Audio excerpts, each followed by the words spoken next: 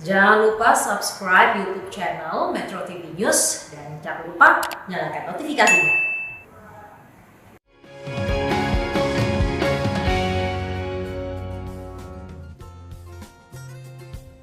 Pemirsa, seiring dengan perkembangan teknologi dan juga informasi, industri multi-level marketing atau yang biasa dikenal dengan MLM juga mengalami perkembangan yang signifikan. Ditambah lagi dengan adanya payung hukum, yaitu Undang-Undang Perdagangan Nomor 7 Tahun 2014. Lantas sebenarnya bagaimana peran dari industri multi-level marketing ini dalam mendongkrak perekonomian di Indonesia secara nasional? Pagi ini kita akan membahasnya langsung bersama dengan Ketua Umum Asosiasi Perusahaan Penjualan Langsung Indonesia atau AP2LI, Bapak Hendru Susanto. Selamat pagi, Pak Hendru. Selamat pagi, Mas Isin. Terima kasih sudah hadir, Pak Hendru. Dan berikutnya juga ada co-founder AFC Life Science Indonesia, Bapak Michael Tampi. Selamat pagi, Pak Michael. Selamat pagi, Mas Hendru. Baik, dan bergabung bersama kami di luar studio melalui sambungan Skype Direktur Jenderal Perdagangan Dalam Negeri Kementerian Perdagangan Republik Indonesia, Bapak Shailendra. Selamat pagi, Pak Shailendra. Selamat pagi, Mas Jason. Terima kasih Pak Shailendra sudah bergabung bersama kami. Mungkin saya pertama mau ke Pak Hendru dulu, Pak. Berbicara soal industri multi-level marketing atau biasa dikenal masyarakat sebagai MLM. Bisa dijelaskan lagi, Pak, sebenarnya sejak kapan industri ini mulai masuk dan perkembangannya hingga saat ini di Indonesia pergerakannya seperti apa, Pak? Ya, Mas Jason, industri penjualan langsung itu sebenarnya sama seperti industri-industri yang lain di sektor perdagangan di Indonesia. Cuma memang industri kami memiliki keunikan tersendiri ya. Kalau misalnya industri lain, misalnya kalau kita tahu distribusinya, rantai distribusinya lebih panjang, misalnya dari pabrik, kemudian ke distributor 1, distributor 2, agen, retailer, dan seterusnya. Tapi kalau di industri penjualan langsung itu rantainya lebih pendek. Biasa dari produsen atau pabrik, kemudian ke perusahaan penjualan langsung, kemudian langsung ke mitra usaha, dan langsung ke konsumen akhir. Nah, industri ini sebenarnya sudah lama berada di Indonesia, sudah sejak tahun 70-an ya. Kalau mungkin Mas Jason pernah dengar zaman dulu ada ensiklopedia Britania, ensiklopedia Americana, itu dijual door to door melalui sistem penjualan langsung. Seperti itu. Nah, jadi sekarang kira-kira industri ini sudah berusia 40 tahunan lah hadir di Indonesia. Geliatnya sendiri di Indonesia seperti apa sih, Pak? Kalau kita melihat apakah sudah banyaknya masyarakat kemudian yang terjun ke dunia MLM ini atau seperti apa, Pak? Nah, survei yang dilakukan oleh Kementerian Perdagangan beberapa waktu yang lalu menunjukkan bahwa industri ini menyumbang 16,3 triliun rupiah di tahun 2019, dan angka ini cukup luar biasa ya, dengan mitra usaha sebanyak 6 juta orang sebagai mitra usaha. Jadi kita melihat memang industri ini industri yang terus berkembang dari waktu ke waktu di Indonesia, dan kita juga gembira bahwa kita mampu menyumbang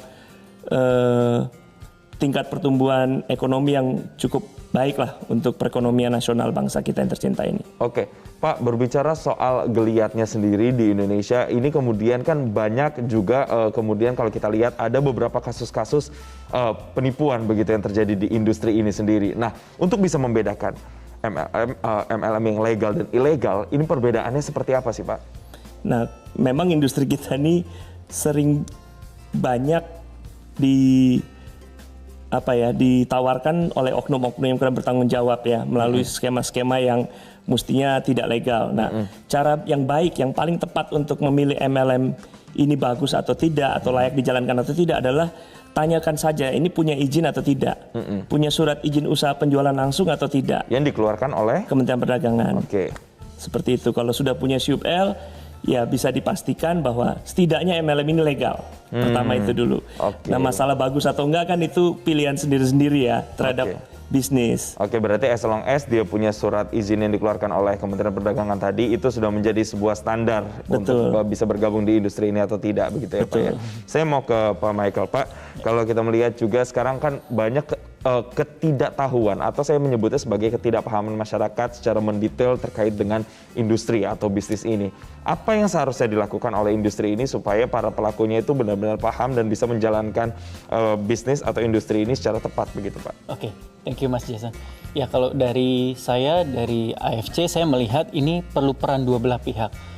yaitu dari kami perusahaan yang menjalankan bisnis MLM maupun bagaimana kami mengedukasi teman-teman yang ingin bergabung seperti itu. Jadi ada proses di mana kuncinya itu ada di yang pertama di perusahaan itu. Ya, dia harus penuhin legalitasnya, dia harus penuhin kewajibannya sesuai dengan peraturan yang ada, kemudian baru menjalankan bisnisnya. Nah, dari situ baru yang saya lihat adalah peran dari bagaimana kita mengedukasi teman-teman yang ingin bergabung, teman-teman yang harus kita harus mengajarkan mereka bagaimana menjalankan bisnis ini dengan benar, dengan aturan yang ada. Contohnya dari Kementerian Perdagangan kita sudah diatur industri ini tidak boleh melakukan penjualan secara langsung melalui e-commerce misalnya seperti itu. Nah, itu salah satu contohnya ya, Mas Jason. Itu yang kita selalu ajarkan dan edukasi bagaimana menjalankan bisnis ini. Kalau di AFC, saya bilang menjalankan bisnis MLM dengan integritas. Seperti itu. Oke, salah satu yang kemudian jadi ciri khas begitu karena tidak boleh produknya dijual di e-commerce begitu boleh, ya Pak ya. Oke, ini kan sekarang kondisi COVID-19. Kalau kita lihat banyak juga saya pun punya teman-teman yang kemudian bergeliat di bisnis ini atau industri ini. Bagaimana geliatnya di masa pandemi COVID-19 dan produk apa saja sih biasanya atau industri mana yang sektor mana yang paling booming begitu? Oke, saya bisa bilang secara general ini dengan kondisi pandemi, resesi, dunia MLM saat ini justru ada kabar baik. Jadi kayak, secara general meningkat. Ya mungkin dari Pak Indro nanti bisa sharing juga. Tapi kalau secara spesifik lagi industri apa, sektor mana, itu di sektor kesehatan, Mas Jason. Gitu di masa pandemi COVID-19 betul, ini. Kebetulan banget juga AFC Life Science itu bergerak di industri kesehatan di suplemen. Oke, karena memang lagi masa pandemi, akhirnya demand terhadap sektor kesehatan pun menjadi tinggi. Betul. Tapi sebelum pandemi, apa Pak, sektor mana yang paling booming begitu Pak? Nah, secara general saya rasa cukup berimbang dan memang kalau di Indonesia trennya health and beauty seperti itu. Tapi kalau by data saya yakin akan lebih valid kalau Pak Andrew dari asosiasi punya datanya. Oke, ini menyambung apa yang sudah dikatakan Pak Michael tadi Pak. Industri beauty dan skincare kemudian banyak yang dijual begitu kan. Kenapa industri ini yang paling menonjol Pak di Indonesia Pak? Saya ya? Iya. Ya itu yang saya bilang, yang saya pikir ya, mungkin manusia kan selalu ingin berkembang dan selalu ingin tampil lebih baik. Pertama, kesehatan menjadi faktor utama, kemudian setelah sehat tentu ingin tampil selalu lebih ganteng, lebih cantik. Nah, jadi memang industri ini, sektor tersebut berkembang di industri penjualan langsung. Oke, ini kalau dibandingkan dengan negara lainnya pun juga seperti inikah? Apakah di negara lain juga sama? Saya rasa sama, karena juga banyak perusahaan penjualan langsung dari mancanegara yang beroperasi di Indonesia. Dan kita melihat selama ini bahwa fokus utamanya adalah sektor-sektor kecantikan dan kesehatan tersebut. Oke, baik. Saya mau nanti akan tanya setelah ini ke Pak Shailendra bagaimana dengan surat izin yang tadi Pak Edo sudah singgung sedikit terkait dengan legalitas untuk teman-teman yang ingin kemudian bergelut atau di industri ini seperti apa mekanismenya, tapi jangan dijawab sekarang Pak Shailendra, kita akan bahas usai jeda. Pemirsa yang kemana-mana, kami kembali saat lagi.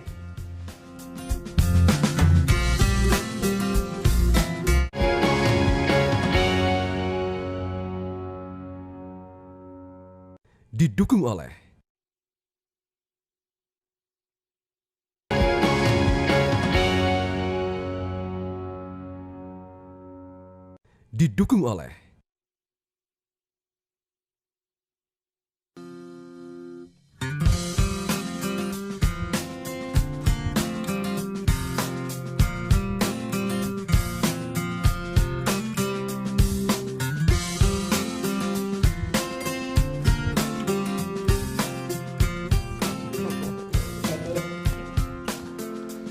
Ya, saya mau langsung ke Pak Shailendra. Pak Shailendra, terkait dengan apa yang sudah disinggung tadi sebelumnya oleh Pak Andrew terkait dengan legalitas ketika orang-orang atau masyarakat ingin bergabung dalam industri ini, Pak.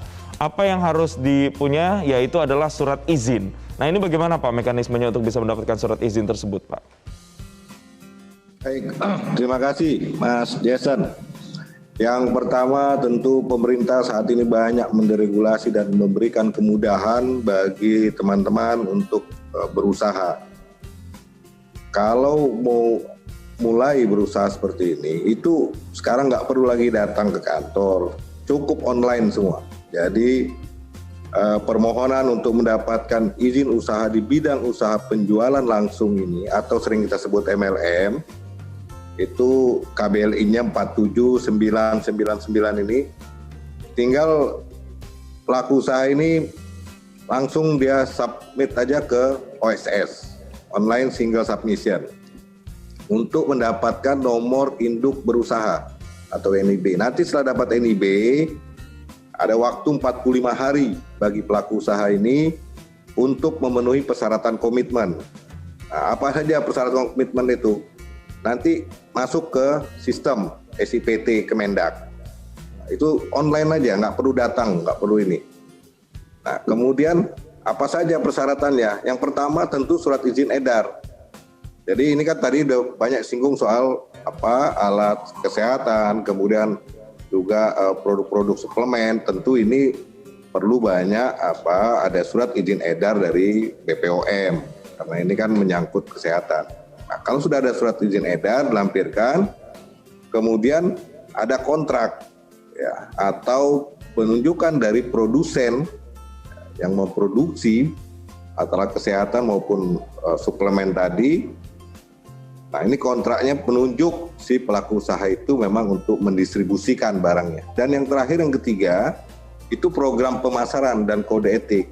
Jadi pelaku usahanya harus membuat sistem pemasarannya, kemudian program pemasaran seperti apa, kode etiknya, dan ini diverifikasi dan disetujui oleh asosiasi. Nah, jadi kita melibatkan asosiasinya, baik AP2LI maupun APLI. Jadi silakan diverifikasi, kemudian dari hasil verifikasi itu, maka kita akan terbitkan dalam waktu 3 hari jika semua persyaratan itu lengkap dan benar. Jadi sangat mudah lah sekarang kalau teman-teman mau berusaha ini, dan tadi udah sampaikan ya, mitranya saja udah 6 juta. Kemudian transaksinya aja 2019 datanya itu hampir 16,3 triliun, hampir 16,4 malah kalau data kita. Itu ada 157 perusahaan MLM yang melapor dari 307. Nah, yang lain ini lagi kita tanya ini laporan mana? Mungkin jangan-jangan lebih dari ini kan? Ya, bayangkan 6 juta tenaga kerja yang tidak terlihat bisa diakomodir melalui bisnis MLM. Ini bukan main besarnya, luar biasa. Oke. Saya rasa itu Mas Jason, jadi sangat mudah lah kalau mau usaha ini, nggak perlu datang ke kantor, cukup secara online mengajukan perizinannya, semua diproses secara online tatap muka.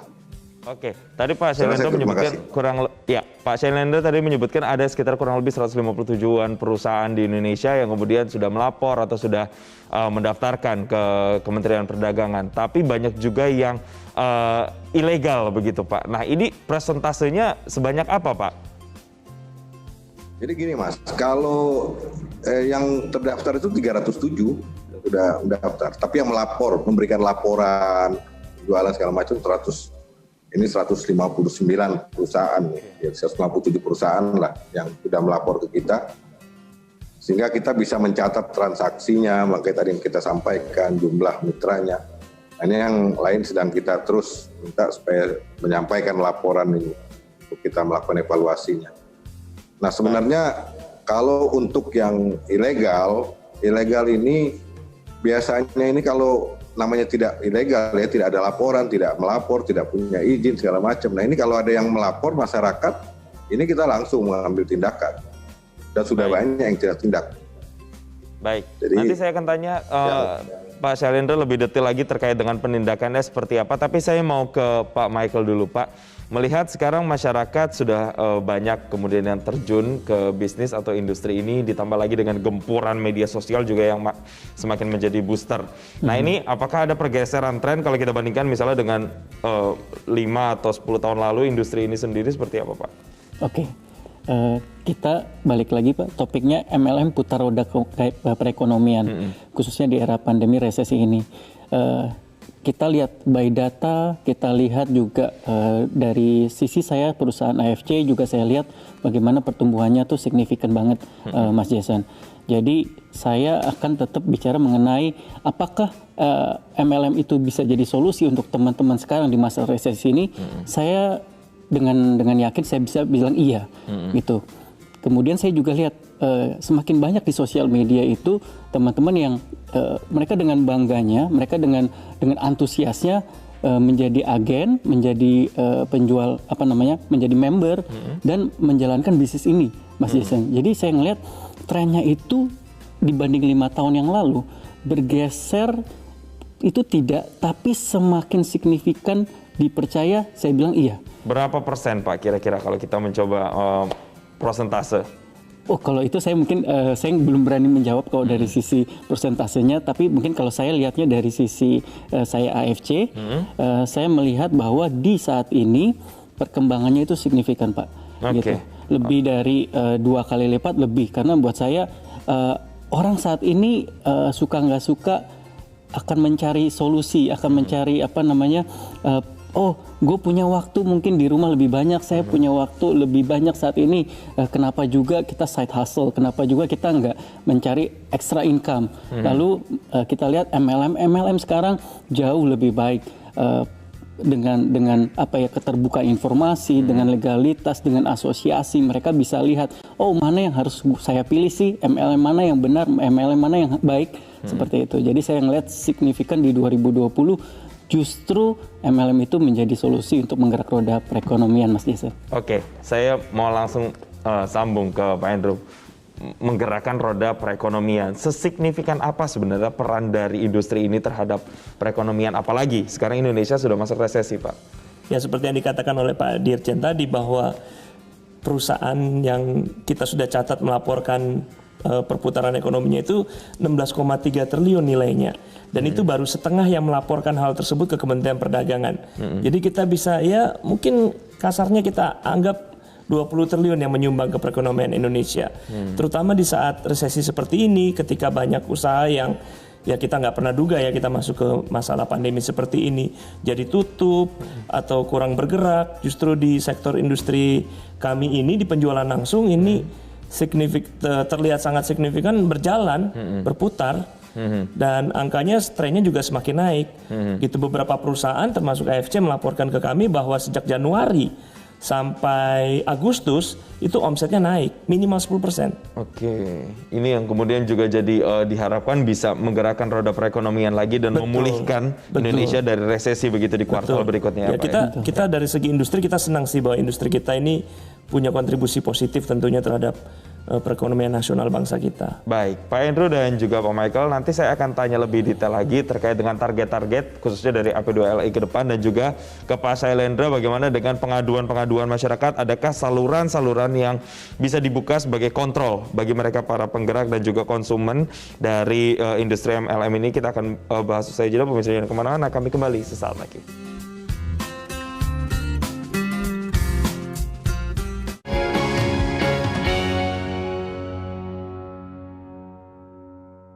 Didukung oleh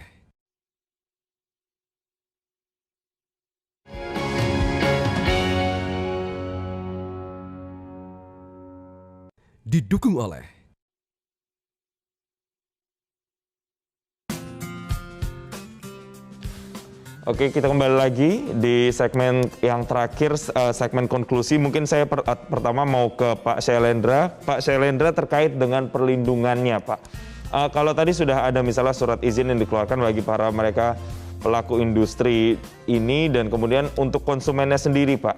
Kalau misalnya ada kerugian yang diakibatkan dari industri ini, adakah saluran-saluran yang dibuka untuk kemudian bisa melindungi para konsumen dari industri ini, Pak? Baik, Mas Jason. Yang pertama pastinya masyarakat dapat memberikan laporan kepada Kementerian Perdagangan terkait perusahaan penjualan langsung atau MLM ini. Bukan hanya yang tidak memiliki izin, tetapi juga perusahaan penjualan langsung yang menyalahgunakan izinnya. Jadi masyarakat bisa melaporkan kepada kita. Kemudian masyarakat juga berhak mendapatkan informasi terkait kegiatan perusahaan penjualan langsung dengan jelas dan benar. Jadi ini teman-teman dari pelaku-pelaku usaha penjualan langsung, kita minta untuk memberikan informasi yang sangat transparan pada masyarakat, terutama kepada mitranya dalam melakukan kerjasama untuk berusaha di bidang penjualan langsung ini. Dan kita berharap terlindunginya kepentingan masyarakat dari praktek-praktek yang merugikan masyarakat. Dan selain itu juga industri penjualan langsung juga perlu mendapatkan perlindungan tentunya dari persaingan usaha yang tidak sehat yang dilakukan oleh entitas usaha yang ilegal. Nah, salurannya ini yang pertama, ada sekretariat Satgas Waspada Investasi. Ini di kantor Kemenko Perekonomian di Lapangan Banteng. Kemudian atau bisa melalui website Kementerian Perdagangan, masuk ke kontak us @kemendak.go.id atau lapor langsung ke Kemendak. Dan kita berharap karena di Satgas ini ada 13 kementerian, lembaga yang secara berkesinambungan kita terus berkoordinasi untuk menginformasikan kepada masyarakat terkait entitas usaha yang tidak berizin atau masyarakat sebaliknya yang melaporkan ke Satgas ini. Nah, ini upaya-upaya kita bukan hanya melindungi konsumen, tetapi juga kita juga harus melindungi teman-teman pelaku usaha yang mungkin terganggu usahanya oleh entitas usaha yang ilegal. Termasuk tadi yang disampaikan oleh teman-teman dari asosiasi. Kita beberapa hari yang lalu juga terima surat dari teman-teman asosiasi, produk-produk yang ternyata masuk ke online, tadi udah singgung sedikit. Itu langsung kita tindak lanjuti dengan teman-teman IDEA, tolong ini di take down.